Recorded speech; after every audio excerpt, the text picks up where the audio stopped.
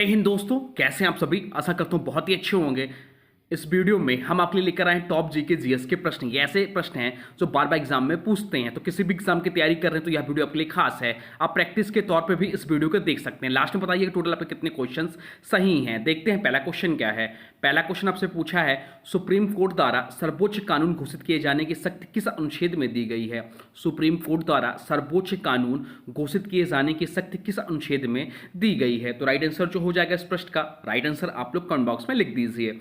Right answer हो जाएगा option B, अनुच्छेद 141 में। चलते हैं अगले प्रश्न की ओर। अगला प्रश्न आपसे पूछा है, कौन सा राज्य हाथी गलियारा के लिए प्रसिद्ध है।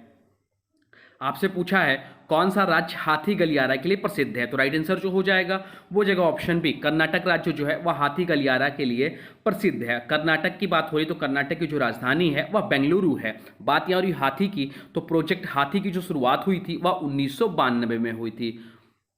और एशियाई हाथी का जो वैज्ञानिक नाम है वो एलेफस मैक्सिमस है, ये भी ध्यान रखिएगा। चलते हैं अगले क्वेश्चन की ओर। अगला क्वेश्चन आपसे पूछा है, आरबीआई के गठन की सिफारिश किस आयोग ने की थी।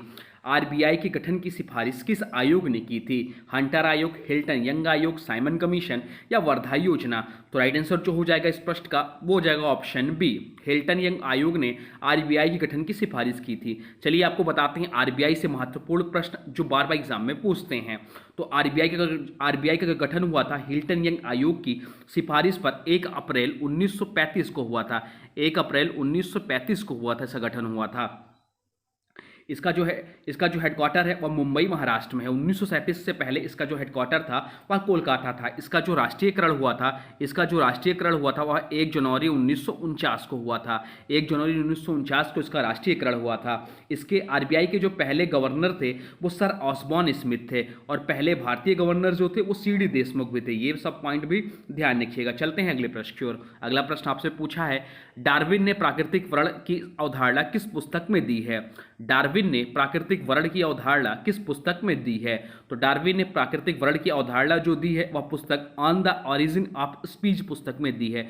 तो राइट आंसर हो जाएगा ऑप्शन बी। चलते हैं अगले प्रश्न की ओर। अगला प्रश्न आपसे पूछा है, किसे भारत में पंचायती राज्य का जनक कहा जाता है। किसे भारत में पंचायती राज्य का जनक कहा जाता है। गांधी जी को, बलवंत राय मेहता को, जवाहरलाल नेहरू को या राजेंद्र प्रसाद को। तो राइट आंसर जो हो जाएगा वो हो जाएगा ऑप्शन बी, बलवंत राय मेहता को पंचायती राज्य का जनक कहा जाता है।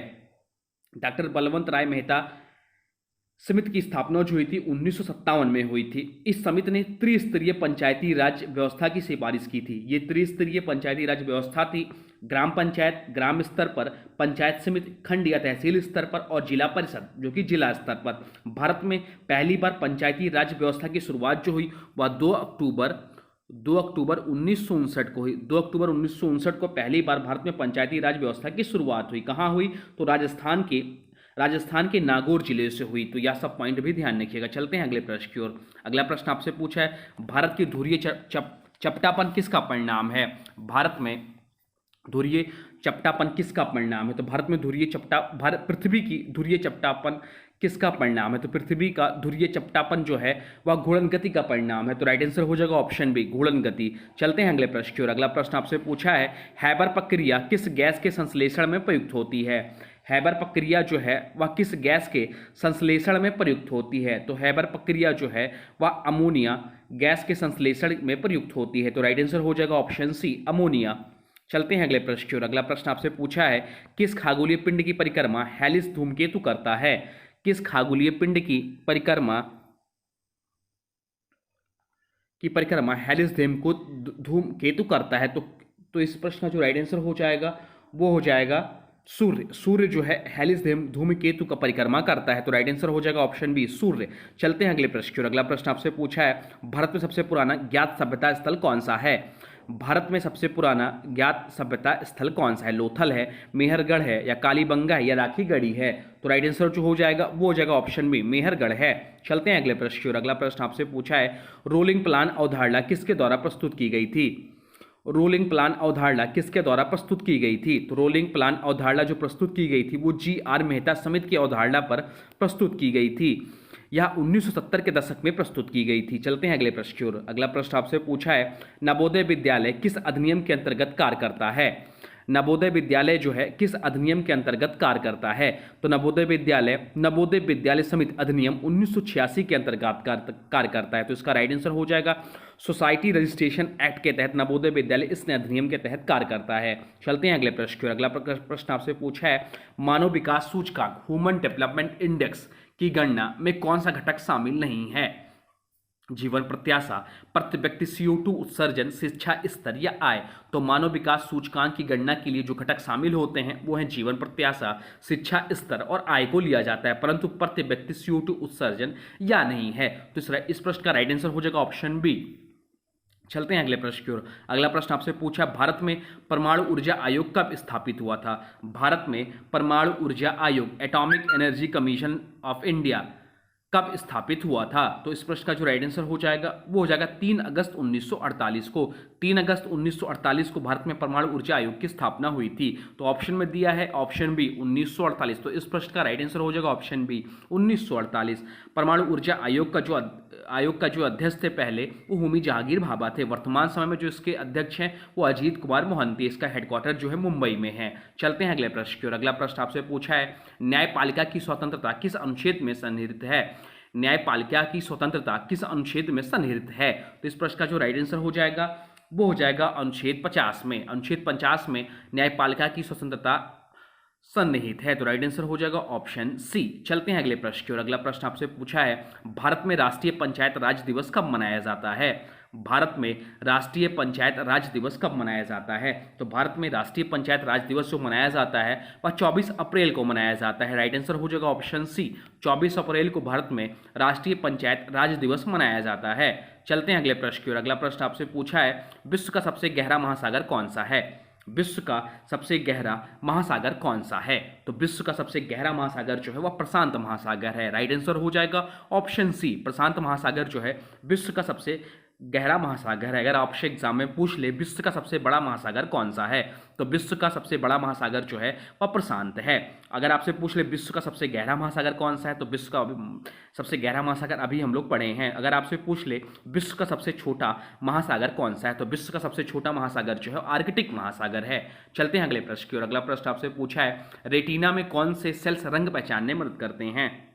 रेटिना में कौन से सेल्स रंग पहचानने में मदद करते हैं? आपके ऑप्शन है rod cells, cone cells, nephron या आक्सोन। तो राइट आंसर जो हो जाएगा वो हो जाएगा कोन सेल्स। कोन सेल्स जो है वह जो है रंग पहचानने में मदद करता है रेटिना को। तो राइट आंसर हो जाएगा ऑप्शन बी। चलते हैं अगले प्रश्न और अगला प्रश्न आपसे पूछा है मेगास्थनीज की पुस्तक का नाम क्या है? मेगास्थनीज की पुस्तक का क्या नाम है? तो मेगास्थनीज की पुस्तक का नाम जो है वह इंडिका है। इंडिका मेगास्थनीज की पुस्तक का नाम है। मेगास्थनीज जो था ये यूनान का था। चलते हैं अगले प्रश्न और अगला प्रश्न आपसे पूछा है सौरमंडल में सबसे बड़ा उपग्रह कौन सा है? सौरमंडल में सबसे बड़ा उपग्रह कौन सा है? तो सौरमंडल में सबसे बड़ा उपग्रह जो है गैनीमेड है। गैनीमेड जो है वह सौरमंडल का सबसे बड़ा उपग्रह है। गैनीमेड जो है जो बृहस्पति ग्रह का उपग्रह है या आकार में बुध ग्रह से भी बड़ा है।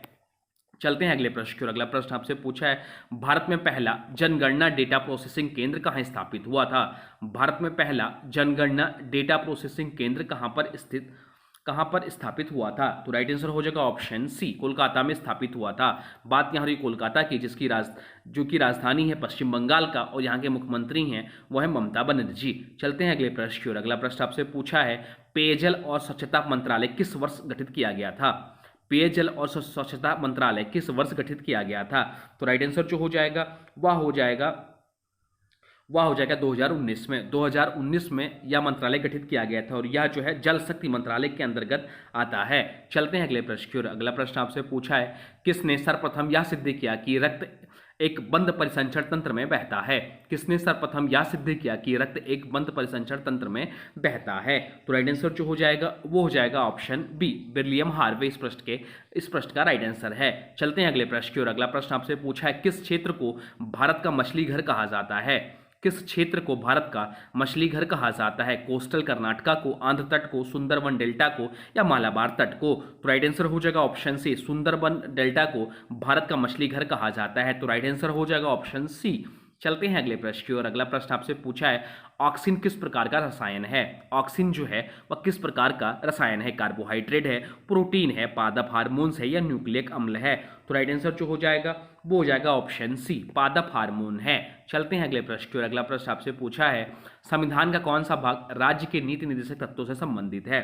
संविधान का कौन सा भाग राज्य के नीति निर्देशक तत्वों से संबंधित है। तो राइट आंसर जो हो जाएगा वो हो जाएगा ऑप्शन बी, भाग 4 जो है राज्य के नीति निर्देशक तत्वों से संबंधित है। यह भाग अनुच्छेद 36 से 51 तक है और संविधान में जो राज्य के नीति निर्देशक तत्वों की जो अवधारणा ली गई है वह आयरलैंड के संविधान से ली गई है। चलते हैं अगले प्रश्न की ओर। अगला प्रश्न आपसे पूछा है अंतरिक्ष में पहला कृत्रिम उपग्रह स्पुतनिक 1 किस देश से भेजा था। किस देश ने भेजा था। अंतरिक्ष में पहला कृत्रिम उपग्रह जो है स्पुतनिक 1 किस देश ने भेजा था। तो इस प्रश्न का जो राइट आंसर हो जाएगा वो हो जाएगा ऑप्शन बी, सोवियत संघ ने भेजा था। तो राइट आंसर हो जाएगा ऑप्शन बी, सोवियत संघ।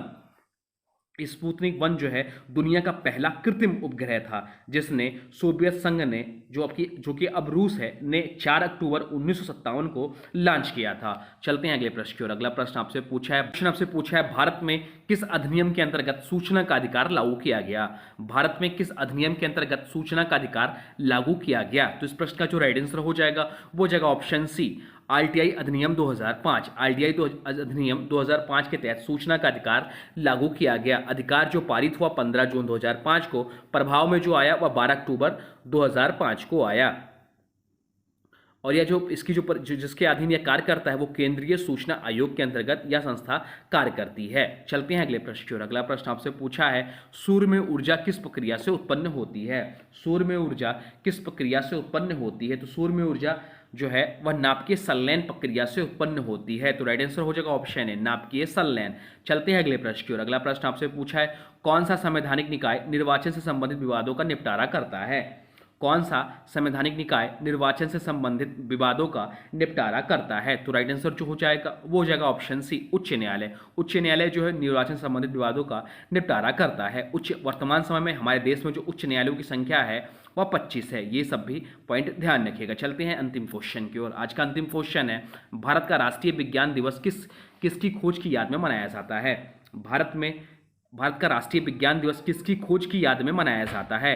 तो राइट आंसर जो हो जाएगा वो हो जाएगा ऑप्शन है, रमन प्रभाव की खोज के लिए राष्ट्रीय विज्ञान दिवस मनाया जाता है। खोज जो हुई थी वो 28 फरवरी 1928 को हुई थी, इसलिए 28 फरवरी को राष्ट्रीय विज्ञान दिवस के रूप में मनाते हैं।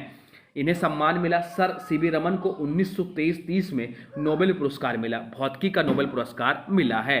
तो ये रहे टॉप 30 जीके जीएस के प्रश्न। अब आज के वीडियो से प्रश्न है, इसका राइट आंसर आप लोग को कमेंट बॉक्स में बताना है। आज के वीडियो से प्रश्न है आरबीआई के गठन की सिफारिश किस आयोग ने की थी। आरबीआई की गठन की सिफारिश किस आयोग ने की थी। इसका जो भी राइट आंसर होगा कमेंट बॉक्स में जरूर बताइए। साथ में वीडियो कैसा लगा इसके बारे में भी जरूर बताइएगा। हाँ देखिए, अभी तक आपने वीडियो को लाइक नहीं किया है तो प्लीज़ वीडियो को लाइक कर दीजिए और चैनल पे नए हैं चैनल को सब्सक्राइब भी कर लीजिए। तो चलिए मिलते हैं एक नए वीडियो में, तब तक के लिए thanks for watching railway exam target. For more update please subscribe railway exam target channel को।